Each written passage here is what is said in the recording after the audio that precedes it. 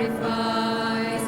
In him God has made known to us the mystery of his will, that Christ should be the head of all, his purpose to fulfill. To the praise of your glory, to the praise of your mercy and grace, to the praise of your glory, you are the God who saves.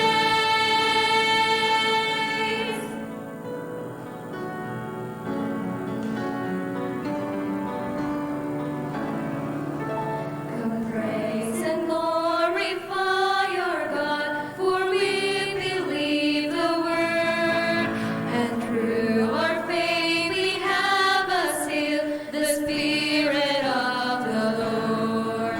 The Spirit guarantees our hope until redemption's done, until we join in endless praise to God the Three in One. To the praise of your glory, to the praise of your mercy and grace, to the praise of your glory, you are the God who saves.